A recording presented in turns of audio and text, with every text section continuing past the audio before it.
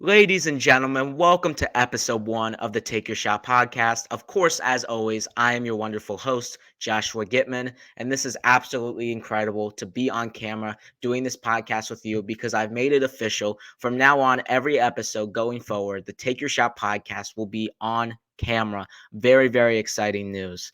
But there has been more exciting news in the NBA this week. We had two trades, we've had some conflicts going around with organizations. We've had teams that are starting to get hot. And of course, we've got the trade deadline coming up in 3 weeks. So we're going to continue our trade deadline approach series with part two. So today's rundown will include Pacers and Pascal. Indiana, are they back? Raptors finally rebuild. Pelicans make a mini trade. Winners and losers of the Pascal Siakam trade. Pistons Wizards perform a deal last week. What does it mean for both organizations? The Jazz are stringing. Trade deadline approach part two, the do nothings. The Jerry Krause situation. Were the Bulls fans right in what they did? And of course, to finish it off, as always, we have the Take Your Shot top five. But first, as I said, we've had a big move in the NBA this week. Multiple sources. The Pacers and the Raptors have agreed to a trade that sends two-time All-NBA forward and two-time All-Star Pascal Siakam to the Indiana Pacers. The trade details include the Pacers get Pascal Siakam and a 2024 second-round pick from the Pelicans.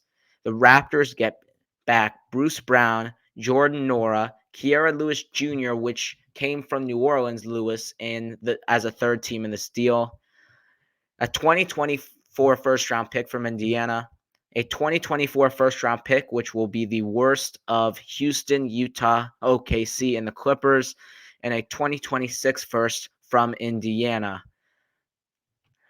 Wow, this actually happened. My first initial thoughts of this Pascal Siakam trade is like the Raptors finally did it. The Raptors are committing to a rebuild, but also at the same time, here come the Indiana Pacers. They've had a very good season in the Eastern Conference, and they're taking a step up. Pascal Siakam's an all-star, and I'm really interested to see the fit with Tyrese Halliburton. So we have to talk about it a little bit. The Pacers, they do pounce on Pascal. Obviously, Siakam very eager to play with Indiana, finally getting out of that hellhole in Toronto. Now they're just rebuilding. I mean, there's no point in being there. You're not going to win. You're not going to do anything. So there was just no point for him to stay. And after OG Anunoby got traded to the Knicks, it was pretty evident that Pascal Siakam was going to get traded as soon as humanly possible. And then, I mean, you could probably tell just by the beginning of the season, the way the Raptors state was going. Fred VanVleet obviously going to Houston. This team starting to get younger. It was pretty clear that the Raptors were moving to a rebuild, so not surprised Pascal got moved. Obviously, in the summer, Indiana was one of the three teams that were brought up with Atlanta and Sacramento. We will get into them also of what they should do a little bit more later into the show today. But Siakam's agent said, quote, "I'm excited Pascal is getting a first-class opportunity with the Pacers to play alongside Tyrese Halliburton and Miles Turner and be coached by a great and Rick Carlisle." So just the current state of the Pacers are 7th in the East. They're currently 24-17. They're tied with the Miami Heat for the 6th in the Eastern Conference. They're only 2 games behind the 4th seed Cleveland Cavaliers, and they are 8 games behind the best team in the NBA currently, the Boston Celtics. The question is, are the Pacers moving up the echelon of the East? Did they get that better that they can be a contender in the East? How big of a threat are they in the Eastern Conference? I mean, it got really interesting for Indiana. I think constructed, obviously they won't be favorites in a first round series against probably Boston, obviously Milwaukee, Philadelphia, Miami, probably the Knicks, and maybe the Cavs. So pretty much whoever they play in the first round, Indiana won't be the favorites. But that team with the number one offense so far in NBA history, along with getting Pascal Siakam to improve their defense, and their defense, Indiana, this season has been absolutely horrific, allowing this third worst points per game. They're the bottom in the league. They allow the highest field goal percentage, and they allow the most free throw attempts by any team in the league. So getting Pascal Siakam, improving the defense with him at the forward spot, moving Obi Toppin to the bench, just I think it was a great move for the Indiana Pacers. And with that scary offense and with this improvement in defense a little bit, you never know with that good of an offense, your defense just improving a little bit, it can make that big of a difference for Indiana. But let's go through the East here. Obviously, I have currently 4 tiers in the Eastern Conference right now. There's 4 tiers, 8 teams, 8 playoff teams that I currently the teams sitting in the 8 playoff spots. So tier one, I have obviously Boston, Milwaukee. Those are the two big dogs in the East. I don't think Indiana would be favored anytime soon against either one of those teams. But again, I mean, as I said, they might not be favorites in any first round series in Indiana, but ask Milwaukee how good Indiana is, because Indiana owned Milwaukee this season. They beat them 4 out of the 5 times they played, including one time in the in-season tournament semifinals in Las Vegas. So if I'm Milwaukee and I see Indiana, I mean, I'm not happy. I know Indiana wants to see Milwaukee, and obviously they've had their issues, but Milwaukee is still a great team, and Indiana has proven they can beat a good team 4 times, which when you're looking at if they have a shot at winning a playoff series, I mean, you never know. And then that's the tier one, obviously Boston, Milwaukee. Tier two, I have Philadelphia and I have Miami. Yes, I know I'm a Heat fan, but obviously Miami made it to the finals. If I, my tiers are based off if I'm having a 7 game playoff series right now, who will be the favorites? I think against New York, against other teams in the Eastern Conference, I think Miami would be the favorites. Even if they didn't have home court advantage, I still think Miami would be the favorites. Against Philly, I think Philly would be a slight favorite against Miami, but that would be a competitive series if it was one in the NBA playoffs. So those are my tier two teams that are big threats to Boston, Milwaukee, could potentially knock them off, could potentially go to the finals. There's a chance there, but not really.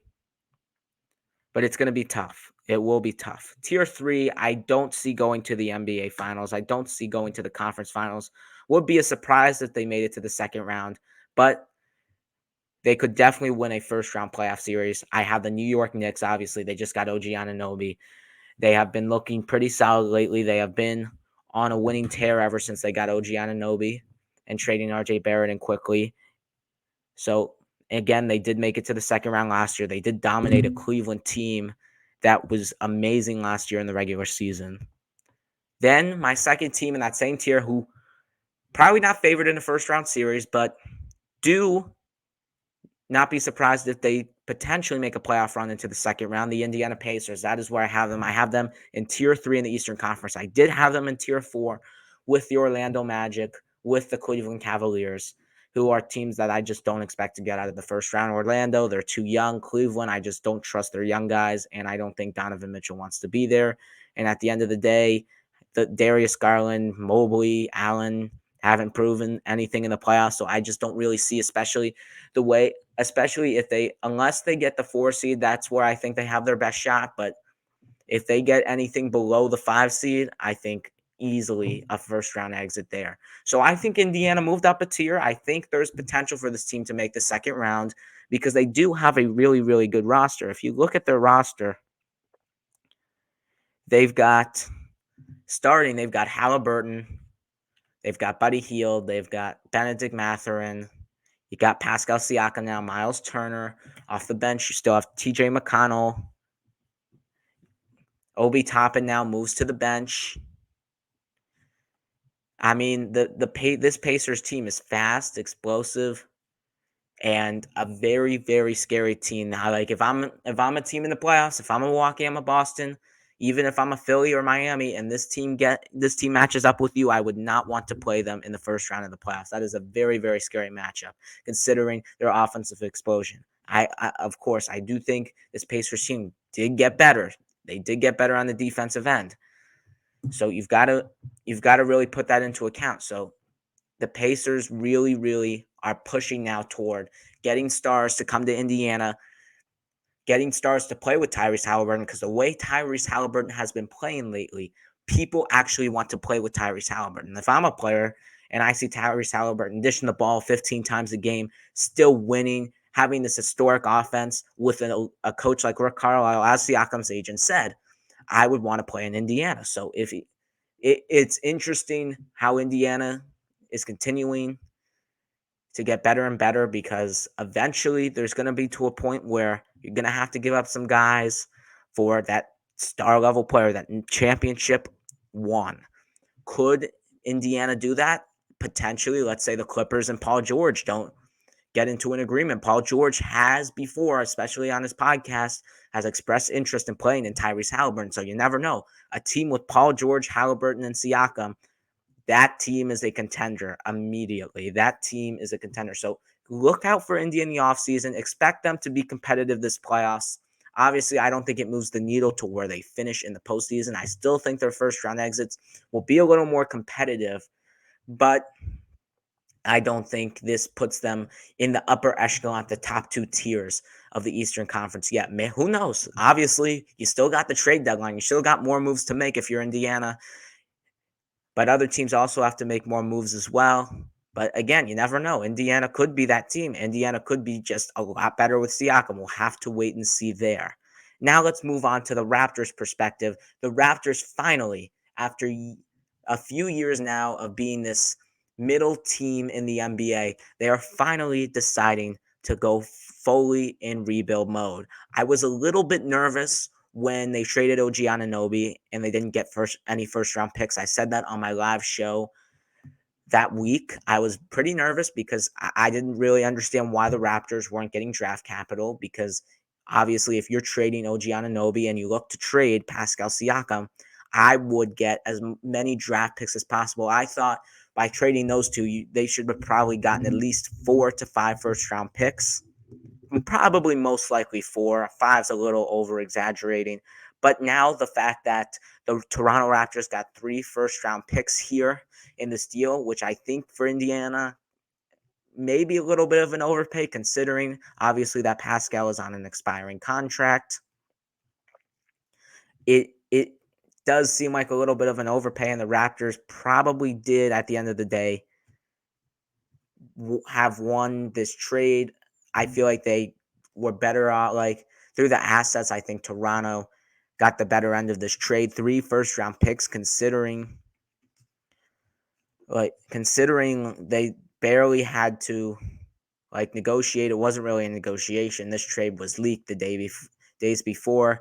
Considering what I thought and what most experts in the NBA said that Pascal Siakam's value was, 3 first round picks was a little bit surprising there. And now Toronto has 3 first round picks.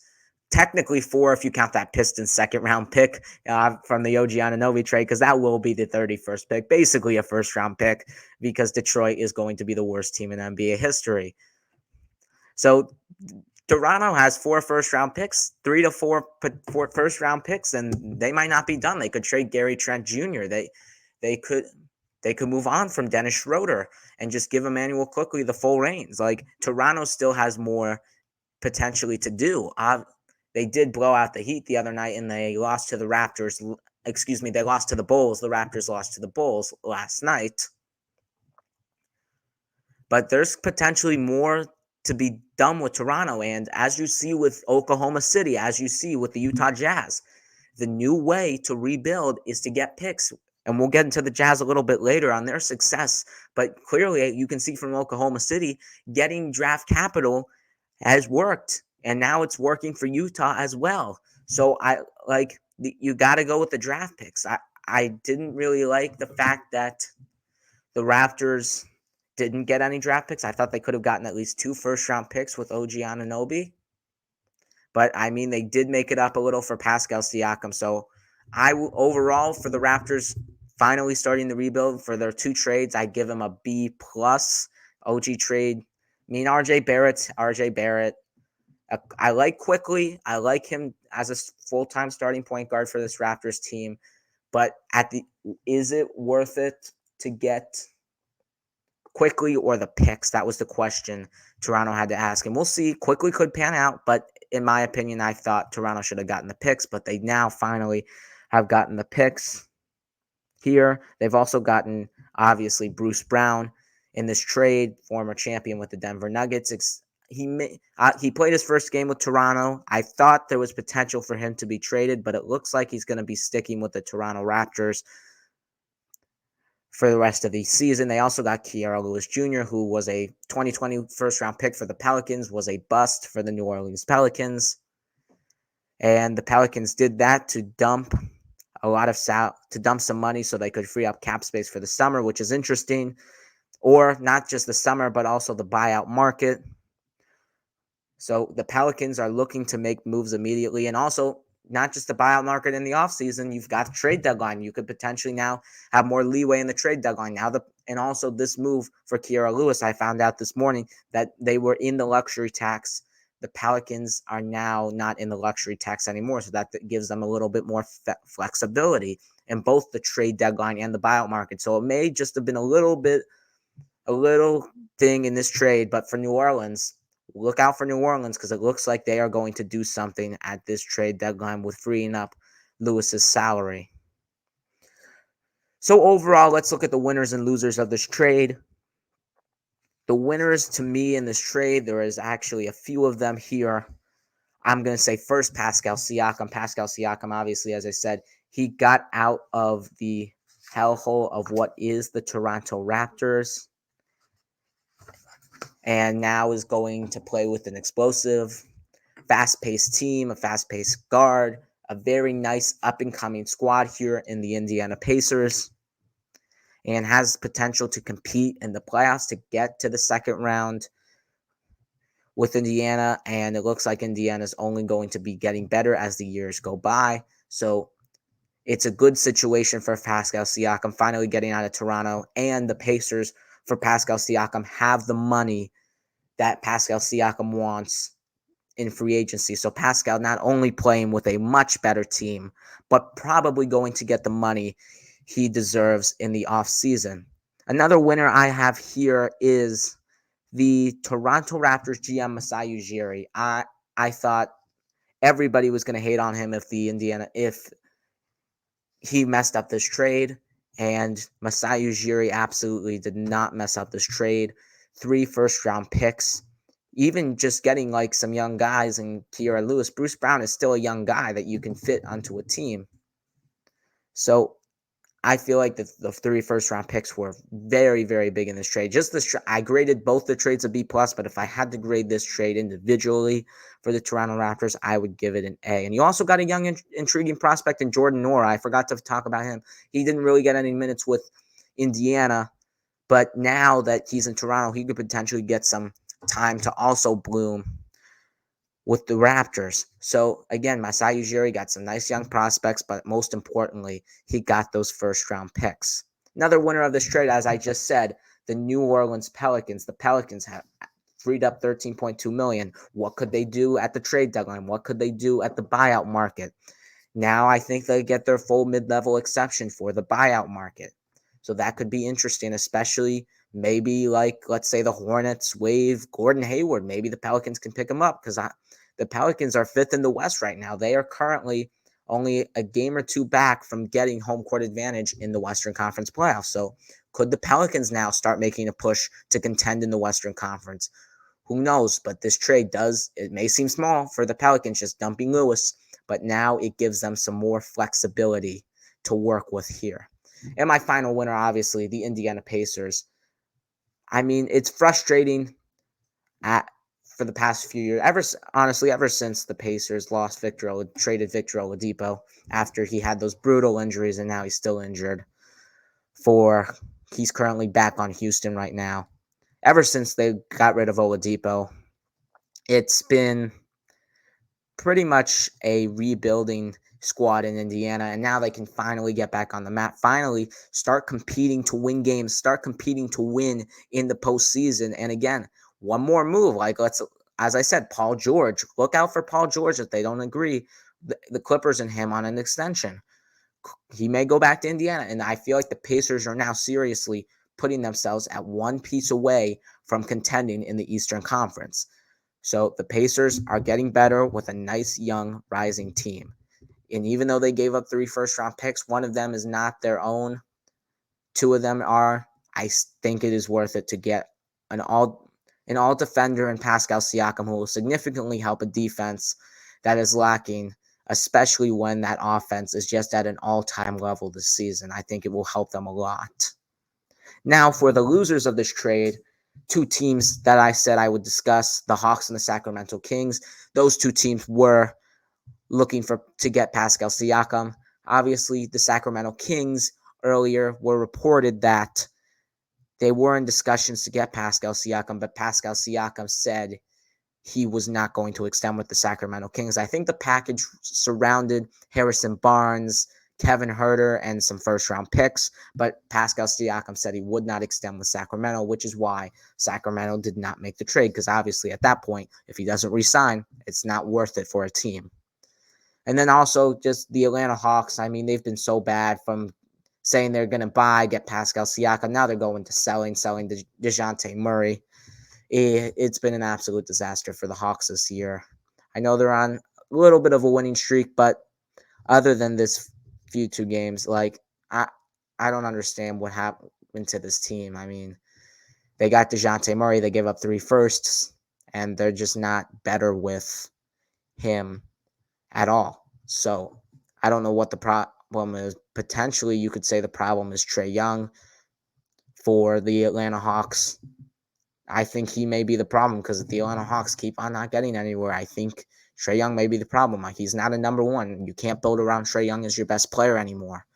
So if you're Atlanta, I would maybe just consider blowing it all up. Trading Trae Young, trading DeJounte, trading Capella, trading just anyone, honest, Bogdanovich.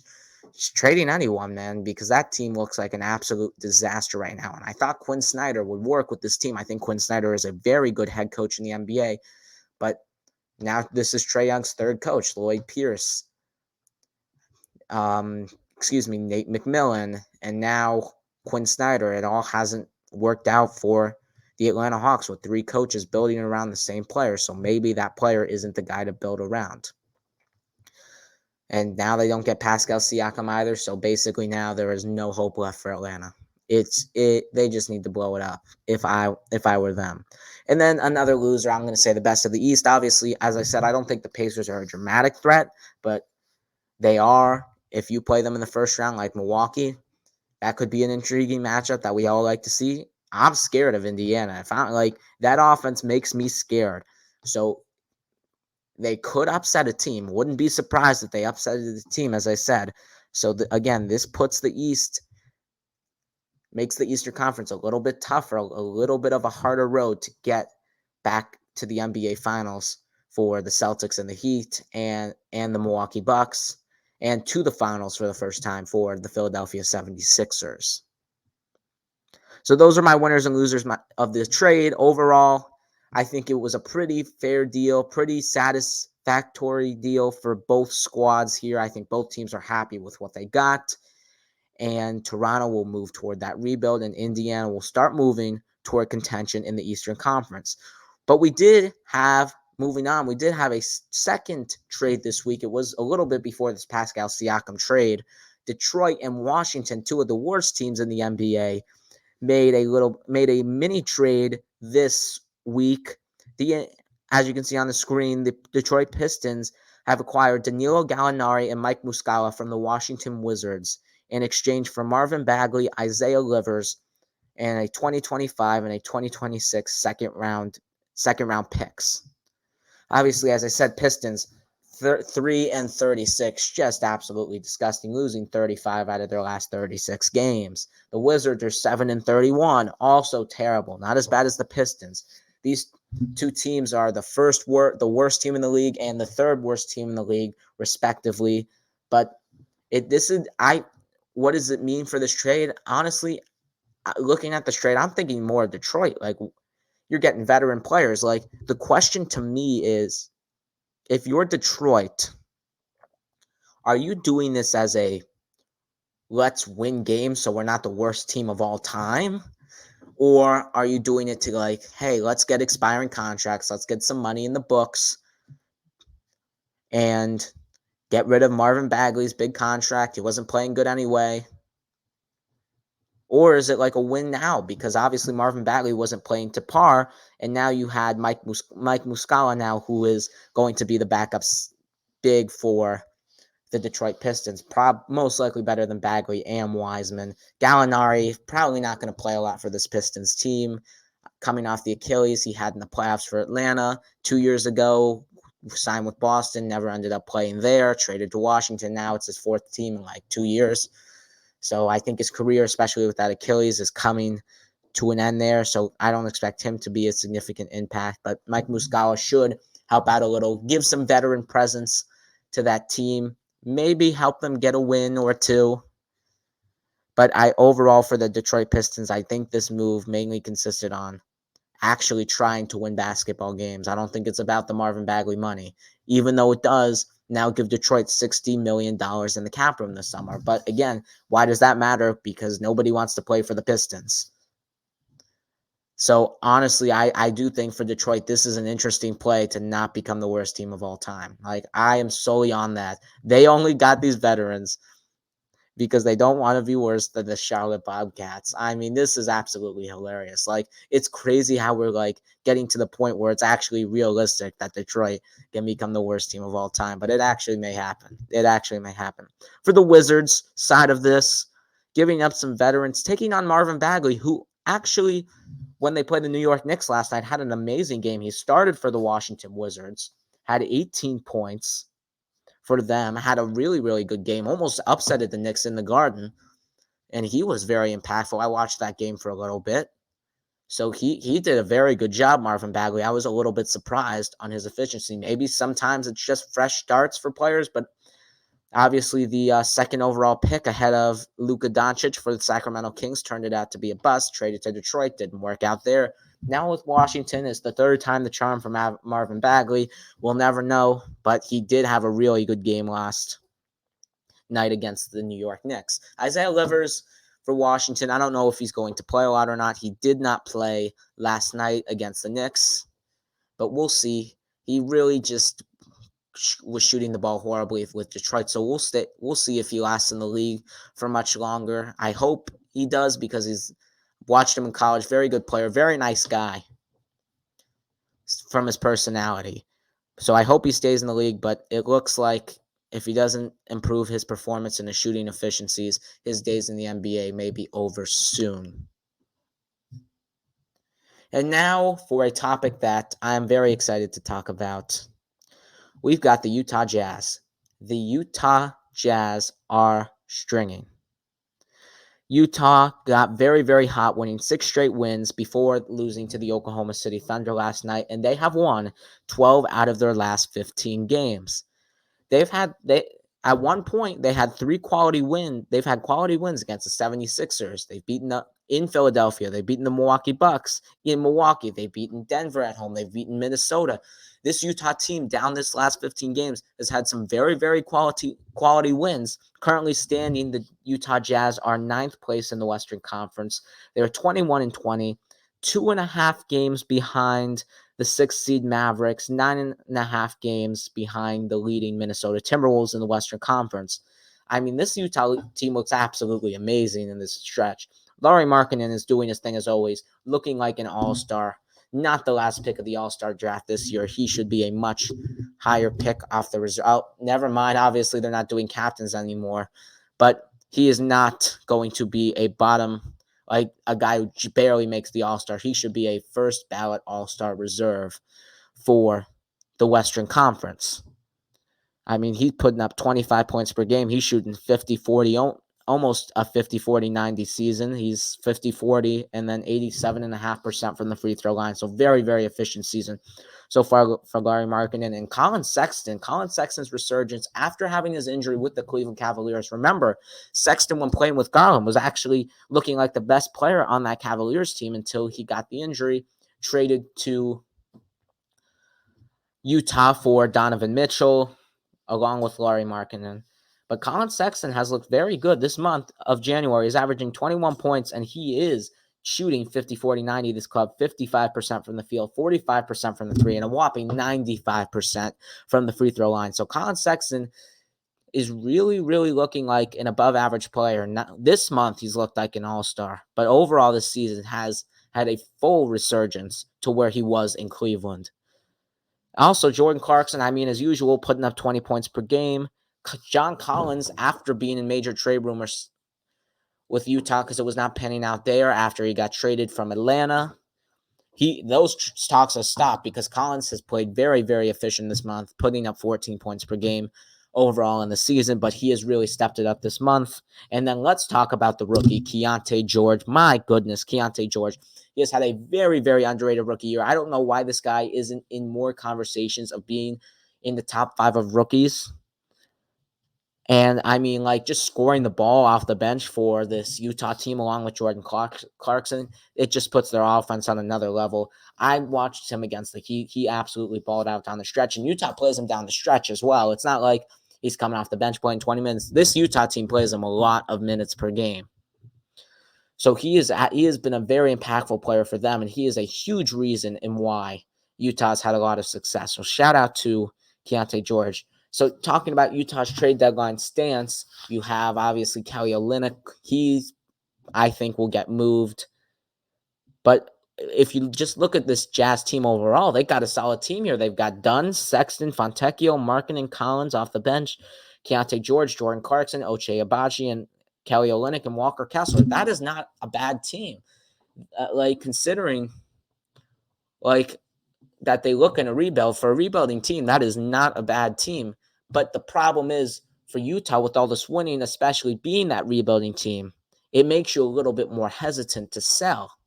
So if you're Utah, are you going to sell? What direction do you go? It's a tough question. Or do you just now stand hold? We'll talk a little bit more about that later in our trade deadline approach.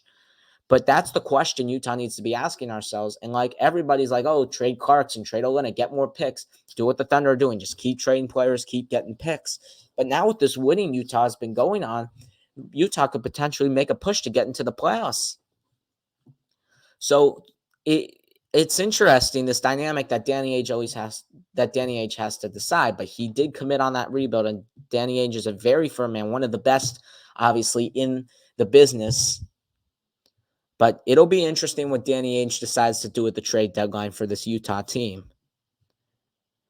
But again, this team was built to sell, so don't be surprised if they sell. But it will be a tough decision for Danny Ainge. But just overall, this Utah team has pretty much impressed me, impressed a lot of people. They've been very fun and exciting to watch. As I said, they've had a lot of quality wins this season. And if Utah keeps it up before the trade deadline, they'll have to make a tough decision. I think that decision for Danny Ainge obviously shouldn't come until the trade deadline. I don't think you should commit right now to selling or buying. I think there's a little bit more time to decide that. Let's see if they get on another winning streak or start losing games as they did at the beginning of the year. We'll just have to wait and see there. Now for our part 2 of the trade deadline approach. This part 2 will be no man's land / contempt. No man's land is the team is just not buying, not selling. Maybe they're in the middle of the league. Maybe they're at the bottom of the league and just have nothing to do. For no man's land, and contempt means maybe you're just at the top of the league and you're just happy, or maybe you're a team that just made a trade and you're happy. Those are the contempt teams. They're just these teams that I'm going to talk about today really don't need to do a lot, if at all, at the trade deadline. We have 10 teams for you. We're going to run it down in 20 minutes here, hopefully less than 20 minutes. We'll try to get to all of it as soon as possible. So let's start with the number 1 team in the NBA, the Boston Celtics right here. The Boston Celtics, obviously the best team, as I just said, in the NBA.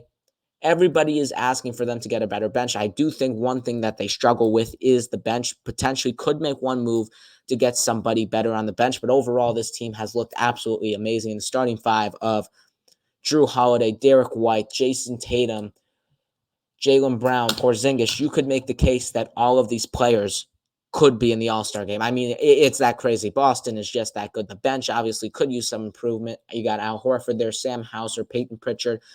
Those are the 8 guys, but I think one more guy, one more veteran, one guy who you can put like 15 points, 10 to 15 points per game off the bench, I think would help a lot for this Boston Celtics team. So other than that, I think Boston's happy where they are. One thing they have to do, obviously, is perform well in the playoffs. Next team I got for you, the defending NBA champions, the Denver Nuggets. I think the Denver Nuggets, even though they did lose Bruce Brown, Jeff Green, I think they'll be just fine. Reggie Jackson has stepped up.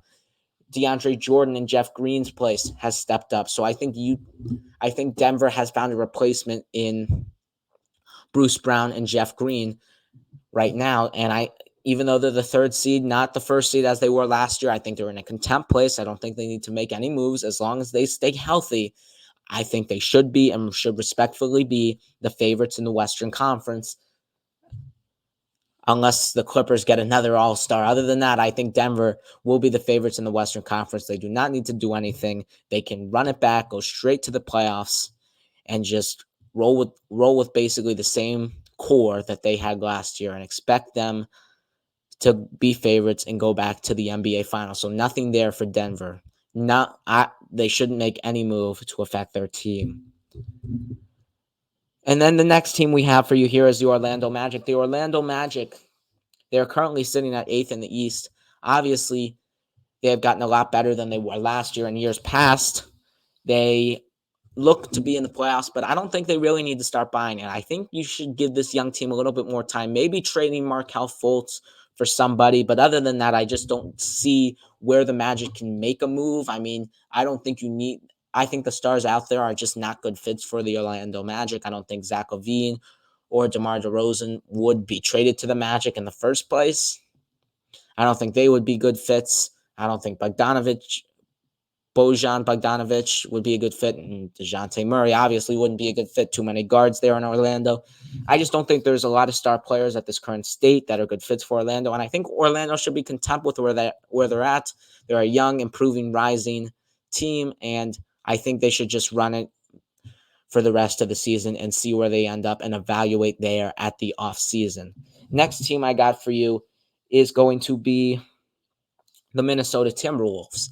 The Minnesota Timberwolves, as they currently stand, they are the number 1 seed in the Western Conference. They have had a very, very good season so far. That Rudy Gobert, Karl-Anthony Towns pairing hasn't looked so bad, and potentially Rudy Gobert could be back to earning Defensive Player of the Year. Karl-Anthony Towns has had a solid season. Anthony Edwards is always doing his thing, establishing himself over Karl-Anthony Towns as the number 1 player on this team. And I mean, he's shown that he is an all-NBA player. I think if Timberwolves do get the number 1 seed, you should easily make the case for Anthony Edwards to be an all-NBA first team player. I mean, he's just been that good, and I think the Timberwolves are satisfied with where they are. Could they make another move to be in contention? Yes. Do I think they're going to do it? No, because they're the 1 seed, and they are very satisfied with their position right now. And plus, if they do want to make a move for a contender, they have no first-round picks to trade because they gave them all away in the Rudy Gobert trade. So, I mean, they really have nothing to trade.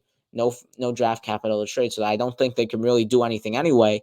So I think for the Timberwolves, just standing still will be the best thing for them. Third team in the Eastern Conference I got for you is the Cleveland Cavaliers. Cleveland Cavaliers are currently sitting at 4th in the Eastern Conference. They have been on a little bit of a roll lately, especially considering Darius Garland and Jarrett Allen have been having their injury issues so far this year. It's been pretty impressive that Cleveland has been able to maintain what they did last year, considering, obviously, as I said, all those injuries. I thought they did get better by getting Max Strus and Georges Niang. Both of them have been very impactful for Cleveland, especially with the injuries. Now, if you're Cleveland, what can you do? You have no first-round picks. You don't really have anybody that's intriguing for a team to want. So I really don't think they can possibly trade for a star. I really don't think they can make any moves here. I think they're in no man's land here where they just really can't make a trade. I don't think they're content with their roster. I think they want more. I think they need more to win a title. I think Cleveland knows that too. But there's just really nothing that they can do. They have no assets. So I think the best thing to do is sit here, and if you have another playoff disaster, hope Donovan Mitchell doesn't ask out, and maybe make some changes. Maybe trade Darius Garland, Jared Allen. Maybe do that in the offseason. But for now, let's just see how you look in the first round of the playoffs this year, and hopefully not losing 5 games to a team like the New York Knicks. Okay, third team in the West that I got for you is the San Antonio Spurs. The San Antonio Spurs, obviously the worst team in the Western Conference, second worst team in the NBA. I mean, some people have brought up the idea of Cade Cunningham leaving Detroit, getting traded to the San Antonio Spurs because obviously the Pistons are that bad and maybe they should consider starting over. But, I mean, the Pistons aren't going to do that. And, I mean, like, what can the Spurs do? I mean, you can't get any veterans. I mean, the only thing you can do is trade Doug McDermott. And, I mean, that's about it. I mean, nobody really wants the assets that San Antonio has that they would be willing to trade here. I mean, Jeremy Shohan, you've got maybe Keldon Johnson, but I don't think Keldon Johnson will be traded in this deadline. I think they're going to keep him for the rest of the year. If they're going to trade Keldon Johnson, I think it would be at the end of the season, not at the trade deadline. So I think currently, as constructed, the Spurs just really have nowhere to go here. I don't think they're going to buy and get a better player, and I don't think they are going to obviously trade anybody of the significance either. So I think the Spurs are right here in no man's land. Let's see what they do in the offseason with their first round pick. I think obviously what they should do is get a point guard, not named Trey Jones, to pair, or Jeremy Shohan to pair with Victor Wembanyama. That's what I think they're going to do with that first round pick. And that's what I think the Spurs are thinking internally as well. So let's see how the Spurs do the rest of the season. I think there's really nothing to do here. So I just think they're in no man's land.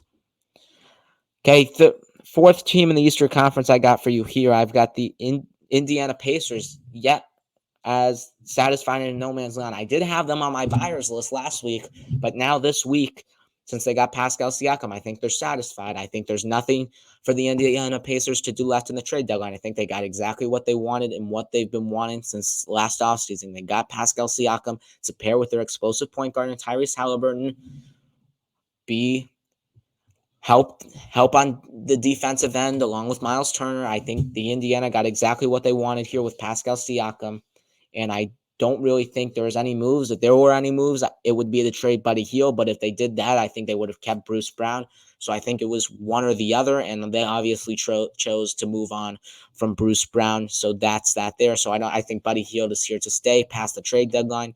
So honestly, for Indiana, I just don't really see anything that they need to do. I think they're satisfied with their team, and they should be going in to the playoffs and the offseason. Next team I got in the West for you, the Memphis Grizzlies. I've been talking about them potentially trading Marcus Smart and Derrick Rose to contenders, but honestly, Marcus Smart's injured. Derrick Rose isn't really that good anymore. So, I mean, there's really nothing to do here for Memphis. Obviously, you got Ja Morant out for the year. You got Desmond Bane out for 6 weeks. You got, Marcus Smart, as I said, out for 6 weeks. So there's really here for Memphis nothing to do that can really impact the team. I mean, you could trade Luke Kennard to a contender for a potential pick, but other than that, I just don't really see anything. They're in no man's land here with all these injuries, and I just think if you get Ja Morant back and you think you're going to be that good as you have been in prior years, I mean, there's really nothing to do. I mean, you just got to accept your fate that this season's a bad one, scratch it, use your first-round pick, get a nice young guy, or trade your first-round pick for a better player to help Ja Morant and this Grizzlies team contend in the Western Conference. So I think this season's over for Memphis. I think there's absolutely nothing they can do, and I think they just need to play out the season here in Tennessee. Next team I got for you, another team in the West, the Houston Rockets. The Houston Rockets are interesting because they are currently sitting at 10th in the Western Conference. Beginning of the year, they had a very good year, but they've fallen off a little bit. They had a rough Eastern Conference road trip against a lot of good contending Eastern Conference teams like the Knicks, Sixers, Bucks, Celtics, Heat. They lost all 5 of them. So it was Houston has fallen a little bit, but there's really I don't expect Houston to commit to buying players, like being a buying market at the trade deadline. They don't really have a lot of first round picks from that Russell Westbrook to Chris Paul exchange. They still don't have a lot, but they do have the Brooklyn picks for James Harden, so they could potentially trade those. But I think for now they should keep the Brooklyn picks because obviously the way Brooklyn's playing right now, it is not going to be good.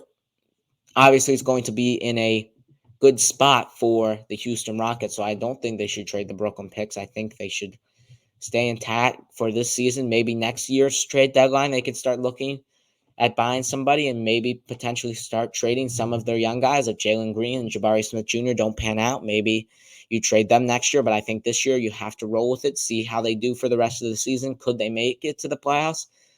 Obviously, there's potential there. They're in a tough Western Conference, so we'll have to wait and see. But I don't think there's really any moves for the Rockets to make at this trade deadline. And the final team that I had last week, but we're going to repeat them because their dynamic has completely changed. The Utah Jazz. I put them as sellers, obviously Jordan Clarkson, Kelly Olynyk, but now that they're winning a lot of games, I mean, do you buy or sell? You're in this no man's land, and not a no man's land like the San Antonio Spurs or like the Houston Rockets or the Cleveland Cavaliers that's bad, like where you can do nothing. You're in no man's land because you don't know what to do. You don't know where to commit. You don't know whether to sell. You don't know whether to buy. It's a tough position for Utah, and obviously, as I said, they're going to have to make that decision soon, and obviously that will be based on their performance. But overall, I mean, just it's insane to me that a team doing so good is still probably going to be selling. If I had to predict, I still think Utah will be a team that sells at the deadline. But it's just, I mean, just looking at the way Utah's done it, just like Oklahoma City Thunder, just like the Oklahoma City Thunder, I think it's pretty incredible what they have done in the past 15 games, especially beating those quality teams. So I don't know what they're going to do. So I'm going to put them in no man's land, not for a bad reason, but for a good reason of their team's success. Now let's move on to the last topic before the Take Your Shot Top 5 today. The Chicago Bulls had a ceremonial Ring of Honor on Friday night. It was to honor Bulls legends as they were playing the Golden State Warriors, and Steve Kerr obviously played for the Bulls, hit the shot, Game 6 of the 97 Finals. That the famous shot that Michael Jordan said you're gonna take the shot and you're gonna hit it. So he was back in town there for Golden State, and they had this Ring of Honor. They honored every Bulls player, and then Bulls legends. And here comes Jerry Krause's spouse, because obviously Jerry Krause has passed away. And the Bulls fans just go at him. Obviously, I think the reason why is because in 98, if you watch The Last Dance, Jerry Krause said, no matter what happens, whether you win a championship or you suck, it's done. Phil Jackson's leaving. I'm trading you, Michael. I'm trading you, Scotty. I'm trading you, Dennis. It's all over. Which it was a disappointing thing to hear if you're Bulls fans back then, because obviously the Bulls were on top of the world, and it's disappointing to hear now because obviously the Bulls haven't won a championship since 98. So maybe they could have won a few more rings. Who knows? But we'll never know because Jerry Krause made that decision, and people are frustrated for that. But it was, to me, an absolute disgrace what Bulls fans did. This man, Jerry Krause, is one of the greatest executives of all time. First of all, Michael Jordan. You drafted the GOAT. That's a start. Next, you drafted Scottie Pippen late in the first round. It wasn't like he was a lottery pick, and he turned out to be a star.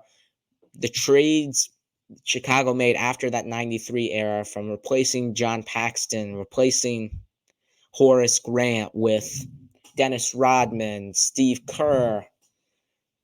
Like, what Jerry Krause did to build this Bulls team up from the scratch, where the Bulls in the late 70s, early 80s used to be one of the worst teams in the NBA. Probably, I think, the worst team in the NBA back then. And Jerry Krause built this team up in front of a spouse who was crying because Chicago booed Jerry Krause. That is absolutely disgraceful. That man was the greatest executive in your franchise's history, and you're booing him. I understand what happened in 98, but the man gave you 6 rings, and it was an absolute disgrace by Bulls fans, and that attitude should never be seen in any NBA arena ever again. Ever again. That was an absolute disgrace to watch, and I just feel absolutely terrible for that spouse who thought she was going to get honored by her husband, and it was supposed to be a ring of honor, a ceremony to honor achievements, and yet there were boos instead, which very, very sad there. And then before we get to the Take Your Shot top 5, one more thing I have to mention. Golden State Warriors assistant coach has died. They postponed the Utah game. They postponed the Dallas Mavericks game. Just very sad there. I mean, and it's like this assistant coach, Dejan Mijovic, he tragically passed away at a team private dinner in Utah before they were supposed to play the Jazz the other night. This is just absolutely tragic and very sad to think about how it just sometimes life can just flash like that. It just can just go away as soon as it comes about. So it was just very tragic to see that. And I hope the Warriors can take all the time they need. If they have to postpone more games, they have to, because I know there's no way they're going to play games until all of them feel ready and recovered to play basketball games. And they should do exactly that. They should postpone as many games as they possibly need to. This is very tragic for everybody in the NBA. And this is just deeply sad. And I give my condolences. That was absolutely a terrible thing to see looking on my phone the other night. Now, finally, the Take Your Shot top 5. We've got 5 really, really good games here this week. Currently, I'm sitting at 32 and 32. I made a mistake. Boston and Denver play tonight. I put them on last week. Let's Take Your Shot top 5. So we'll see how that pans out. But I've got 5 really good games for you this week. At number 5, currently I've got the Philadelphia 76ers at the Indiana Pacers, potentially a clash, a potential first-round playoff matchup, a 3-6 playoff matchup there. You've got Pascal Siakam and what will be one of his first, if not the first, if I'm not mistaken, home games for the Pacers. I think the Pacers at home against the Philadelphia 76ers team should be a highly, obviously, offensive game because of the Pacers' historic offense. But I mean, this looks like a trap game to me for Philadelphia. It's in Indiana. The crowd's going to be hyped for Siakam. And I think the Indiana Pacers will get this one. Even though Tyrese Halliburton may not be playing, I think the Indiana Pacers will upset the Philadelphia 76ers at home. And they just had an impressive win in Sacramento last night. So shout out to Indiana. Number 4 on the list, we've got the Utah Jazz playing at New Orleans. Both teams have been a little bit surprising. New Orleans exceeding expectations more than Utah, but Utah is over 500. It should be a good game, especially the way Utah's playing. It should be intriguing. Let's see how they recover from this Oklahoma City Thunder loss. It's in New Orleans, but we love to see Markin and Zion. We love the Sexton McCollum matchups. We love it all. I mean, those two teams are very fun to watch, very exciting teams to watch on the basketball court. Should be a very exciting and intriguing game there down in Louisiana, and I'm going to take the Utah Jazz. I think they're hot, and I think they continue to stay hot here, even though they lost to OKC, as I said, 112 out of their last 15. They continue their hot stretch and upset the New Orleans Pelicans. Number 3, give it to me. We've got the Indiana Pacers again, second time on the list this week, obviously for Pascal Siakam, playing at the Phoenix Suns. Why would I put this game here? Most likely to me, I believe, could potentially be Pascal Siakam's debut. Maybe they'll wait till they get home. But if I had to predict a game, I would pick this Phoenix one. And it should be a very competitive game. Two highly explosive offensive teams. You got KD, you got Booker, you got Beal, Siakam. Obviously, as I said, Halliburton's not playing. Should be an interesting one, especially if Pascal Siakam makes his debut. Let's see how he looks on this Indiana Pacers team. And in this game, I'm going to go with the Phoenix Suns since they're at home. Since the Pacers don't have Halliburton. I'm going to go here with the Phoenix Suns. And the Phoenix Suns, who we haven't talked about in a little bit, they've been starting to pick it up a little bit. So expect them to ramp it up a little bit in the second half of the season. Number two, we've got a classic rivalry, Eastern Conference Finals rematch. The Boston Celtics go down to the 305 South Beach to play the Miami Heat. Obviously, we love this matchup. We love this rivalry. This is just a classic in the NBA. They've met 3 out of the last 4 years in the playoffs, most out of any 2 teams in the playoff series in the last 4 seasons, all in the conference finals. Miami has taken 2 of them. Boston has taken 1. It's just a very exciting. You got Tatum versus Butler. You've got Bam versus Porzingis. You've got you've got Hero versus Jaylen Brown. Those 2 teams have just been the class of the Eastern Conference in these past 4 years. And it will be a very exciting matchup, especially since it's in Miami. So Boston does have the possibility of you losing. And you know what? I'm going to pick the upset. I'm taking Miami over Boston at home. They always play good against Boston. And I think they will continue that, whether that's in the regular season or the postseason. So I'm going to take the Heat here in an upset over the Boston Celtics. Now, my number 1 game here, we've got a number 2 seed versus a number 1 seed, Western Conference. OKC travels to Minnesota to play the Minnesota Timberwolves.